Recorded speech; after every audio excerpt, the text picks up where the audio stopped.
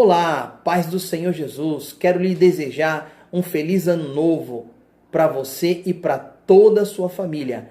Que ricas bênçãos alcance as vossas vidas. Nós vamos iniciar o primeiro trimestre de 2018 falando sobre o livro de Hebreus. É sensacional. E esta revistinha, ela vem com uma profundidade bíblico-teológico muito interessante. E eu vou trazer para você alguns subsídios para nós discorrermos sobre a lição de número 1, a carta aos Hebreus e a excelência de Cristo. Mas para poder desenvolver esse assunto, faz-se necessário fazer alguns questionamentos. Como, por exemplo, quem foi que escreveu a carta? Quais foram os leitores originais? Ou seja, quem foi escrita para quem? Qual é a ocasião histórica exata em que foi escrito? Qual foi a data da escrita? Na patrística, um dos personagens que faz comentário, ele cita, propriamente dito, Hebreus 1:3, é Clemente de Roma. Ele cita numa carta que ele escreve ali à igreja de Corinto, por volta mais ou menos de 95 depois de Cristo. O livro de Hebreus, houve uma grande dificuldade para ele ser aceito no canon. Por quê? Por causa da sua teologia, e não só isso, mas como também eles não sabiam a autoria. Quem foi que escreveu? Quem foi que escreveu? Isso daí é muito polêmico. O primeiro a reunir o canon, os livros do Novo Testamento, foi Marcião. Marcião, ele tinha, como é que eu posso dizer assim, ele tinha uma certa rejeição pelos livros do Antigo Testamento. Mas como o livro de Hebreus faz muita citação do Antigo Testamento, então ele não colocou. Mas quem foi que escreveu o livro de Hebreus?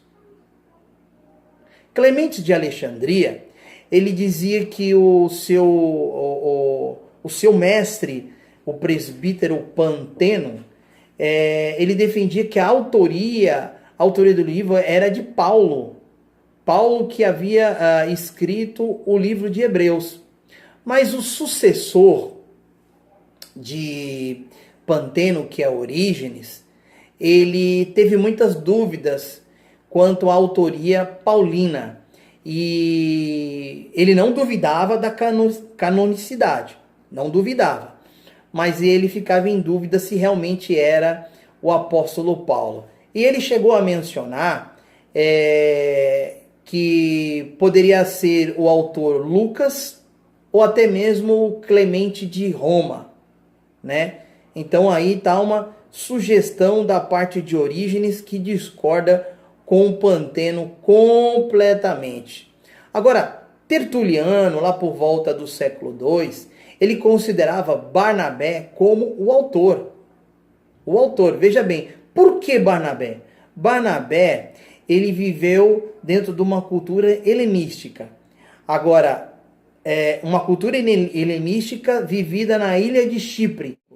Então, como a carta aos Hebreus contém muitos traços da escrita helênica, e não só traços de uma linguagem coloquial, mas uma linguagem bem elaborada, uma linguagem bem polida, Tertuliano, ele acreditava que possivelmente poderia ser Barnabé. Mas, na verdade, o livro de Hebreus teve muitas dificuldades para ser aceito. Na patrística do Ocidente, ela foi aceita primeiramente por Hilário, seguido logo por Jerônimo e Agostinho. Martinho Lutero, ele dizia o seguinte, ele dizia que esta carta foi escrita por Apolo. Só que, imagine só, um reformador falando que a carta aos Hebreus foi escrita por Apolo. Logo fizeram um concílio, e o Concílio de Trento declarou incisivamente e enfaticamente que a epístola foi escrita pelo apóstolo Paulo. E agora? Quem será o autor da epístola aos Hebreus? Orígenes observou bem que havia uma teologia compatível com a de Paulo, porém o estilo era totalmente diferente. O livro de Hebreus, ele tem, como eu já havia dito, uma linguagem muito mais polida do que as epístolas paulinas. Então, hoje, atualmente, entende que, pela maioria dos teólogos, que não foi o apóstolo Paulo que escreveu. Quem foram os destinatários? Ou seja, foi escrita para quem? E aí nós temos diversas possibilidades. A mais contundente é que ela foi enviada para Roma. Ela foi enviada ali para um grupo ali de cristãos que estavam em Roma.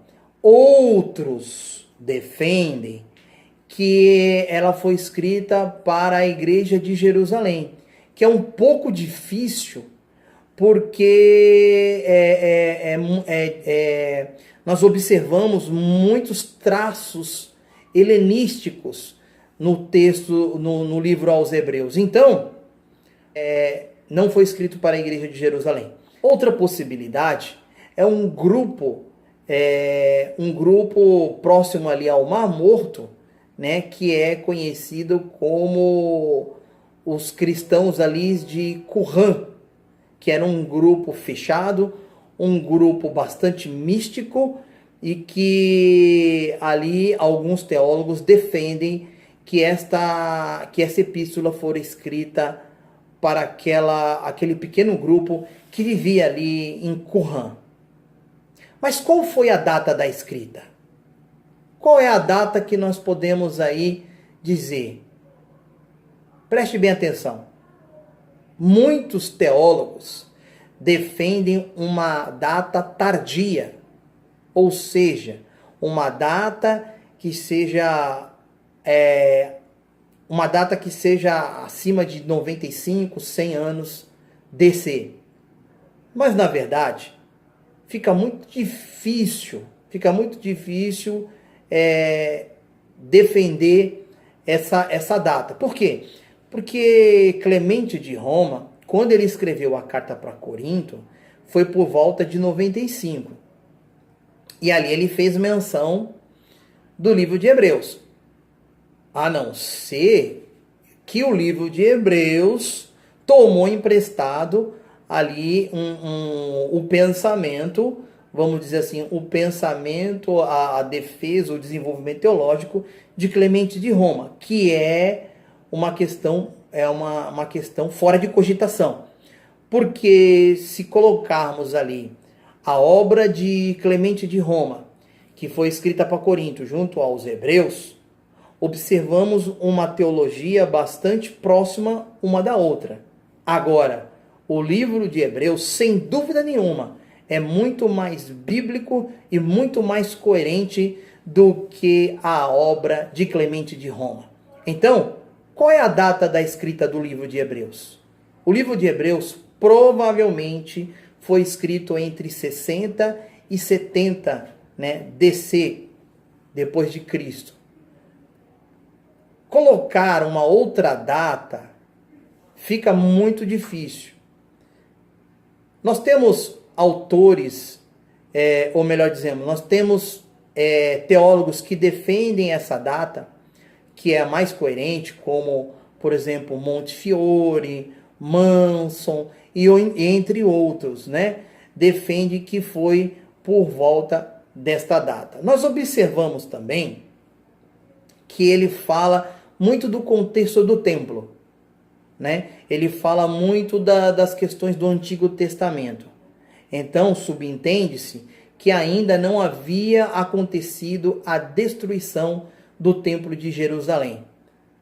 Então, não foi o autor da carta, provavelmente não viveu ali no período de Nero, não viveu ali naquele período bastante difícil para a igreja.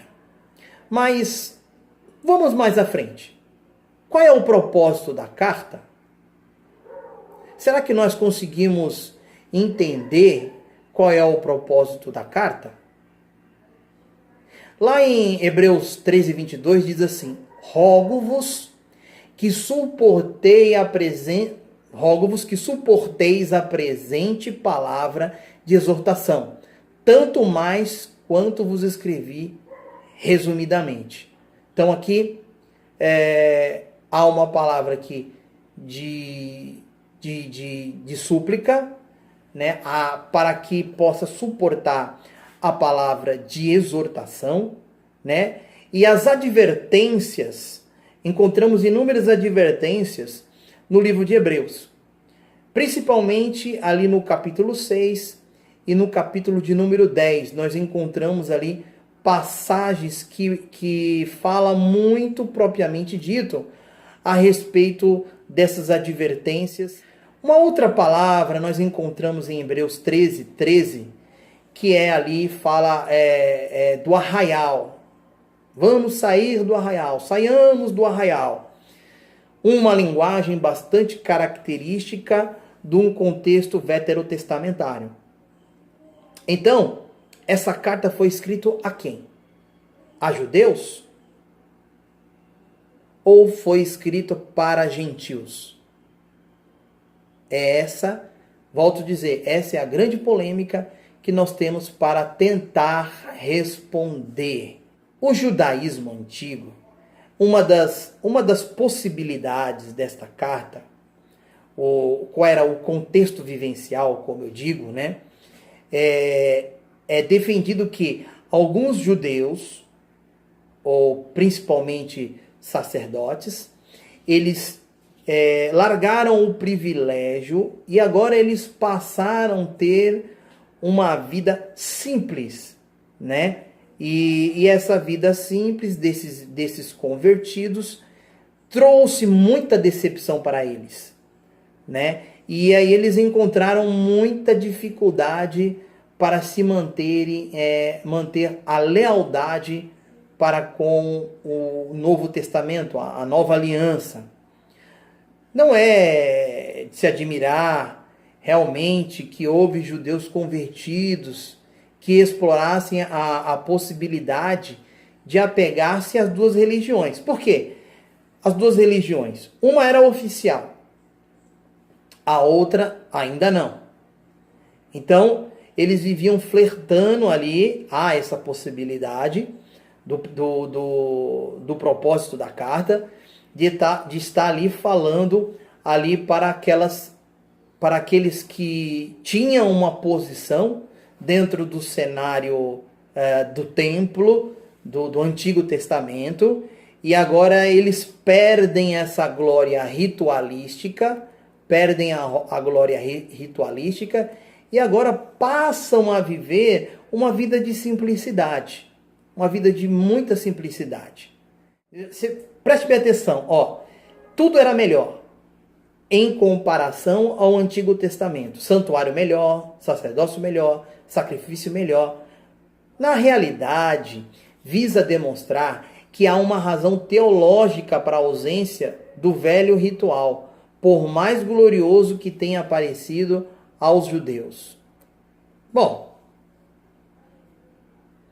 o que é muito latente, muito forte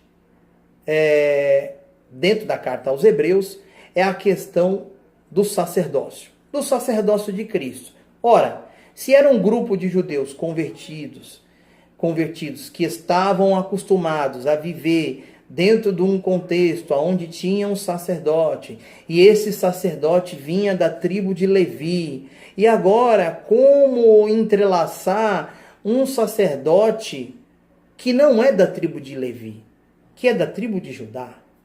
Como podemos reconhecer o sacerdócio de Cristo? E aí, o autor do livro, da epístola, ele não traça a linha arônica. Ele faz diferente, ele tipifica em Melquisedeque. O evangelho era um modo muito superior, que assevera a superioridade do velho, da religião velha, daquilo que é antigo. Deve ser confessado que as passagens de advertência não dizem acerca da apostasia para o judaísmo, mas sim somente uma apostasia para fora do cristianismo. Ou seja, as passagens que falam ali de apostasia não está falando diretamente que eles estavam indo para o judaísmo, e sim que eles estavam saindo fora do cristianismo. De fato, o livro de Hebreus é muito rico dentro do contexto veterotestamentário. Nós podemos observar diversas citações, como por exemplo Salmo 110, que alinha-se ali com Hebreus capítulo 8, que fala ali que ele está sentado da destra de Deus. Também nós observamos ali passagem da Nova Aliança, como é citado ali em Jeremias capítulo 31. Nós podemos citar aqui também o sacerdócio de Cristo, como é bem citado ali no Evangelho de João. Há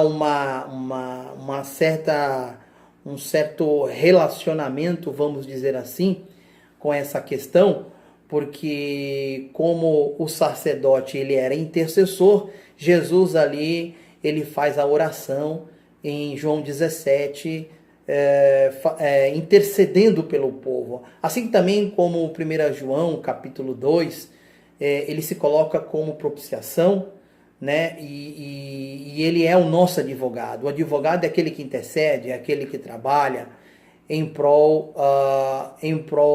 do povo. Então, temos aí bastante singularidades em toda a Bíblia Sagrada com relação ali ao livro de Hebreus.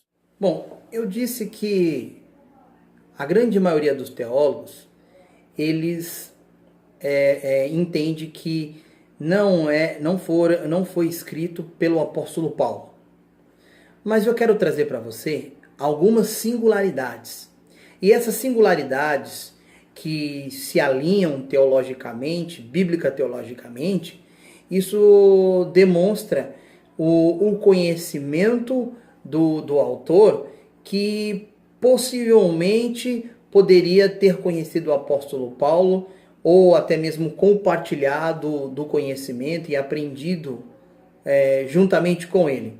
Então é valioso fazer essa comparação. Como, por exemplo, a cristologia é bastante semelhante. Ela é bastante semelhante. Agora, o livro de Hebreus, ela fala da pré-existência de Cristo. E isso daqui é formidável. Seu papel na criação. Ele é enfático que Cristo, ele é o Criador do universo, o Criador de todas as coisas. Destaca a principal passagem cristológica em Colossenses 1, 15 a 17. Ou seja, há um certo alinhamento na teologia cristológica do apóstolo Paulo, assim com a cristologia do livro de Hebreus. Paulo vê Cristo como aquele que ilumina o crente. Assim também Hebreus o vê como refletindo a glória de Deus. Em 2 Coríntios 4:4, ali em Hebreus 1:3, observamos a humilhação de Cristo, lá em Filipenses 2:7, e em Hebreus 2, do 14 ao 17, também ali tem a ênfase na humilhação de Cristo. Então, há uma singularidade muito grande em relação à cristologia. Bom, embora a nossa carta aos Hebreus tenha um aspecto da pessoa e da obra de Cristo, que não ocorrem em Paulo, né, mas elas estão extremamente ligadas à questão, como eu havia dito, da humilhação de Cristo e a ideia de sua obediência. Em Romanos 5,19 fala da obediência de Cristo. Filipenses 2,8 fala da obediência de Cristo. Hebreus 5,8 fala da obediência de Cristo. Então, os dois escritores aí, nós podemos contrastar, fazer aí um contraste da importância da obediência do Filho de Deus.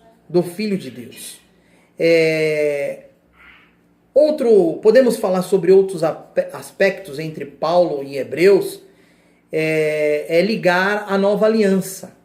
O livro de Hebreus fala muito da nova aliança. Em 2 Coríntios 3,9, o apóstolo Paulo desenvolve esse assunto. Em Hebreus 8,6, também fala da nova aliança. Os dois demonstram essa nova aliança e é melhor que a antiga. O apóstolo Paulo, ele é muito sucinto quando ele fala da nova aliança. Ele fala da importância da velha aliança, mas ele não dá um destaque maior para a nova aliança. Já o autor do livro de Hebreus, ele declara a antiga aliança como obsoleta. Em Hebreus 8,13 você vai ver isso daí, nós vamos ver isso com bastante propriedade. Então, não há diferença fundamental entre eles acerca da relevância de uma aliança mediada pelo próprio Cristo. Mas qual é realmente a teologia da carta aos Hebreus? Vamos descobrir. Em primeiro lugar, há uma ideia-chave que explicaria por que o destaque é dado a temas como o Filho, o sumo sacerdócio, o sistema sacrificial, a nova aliança. O que une todas essas temáticas?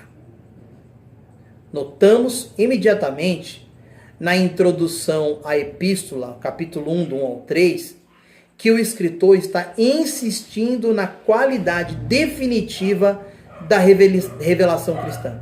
Tudo quanto Deus tomou conhecido antes e agora é substituído por sua revelação através de seu Filho. O Filho é a figura-chave na inauguração da nova aliança, o melhor mediador possível. Então, a pré-existência, como eu já disse, pré-existência do Filho, na criação de todas as coisas. Ele claramente existia antes da criação, antes de todas as coisas. Antecedeu os períodos sucessivos da história do mundo. Como havia dito, a teologia, o propósito do livro de Hebreus é falar da pré-existência de Cristo na criação, assim como também a humanidade de Cristo. Por quê? Porque para ser sacerdote, precisa ser homem, precisa ser ser humano, para poder interceder, para poder fazer sacrifícios. Só que esse sacrifício, esse sacerdote, ele é muito melhor, ele é muito mais excelente, porque ele é o sacerdote e ele mesmo é o próprio sacrifício. Também não podemos deixar de falar sobre a questão da ressurreição. A ressurreição é extremamente importante no livro de Hebreus, para poder demonstrar a superioridade de Cristo. A superioridade do Filho sobre todos os outros é um tema bastante latente no livro de Hebreus. Assim como nós encontramos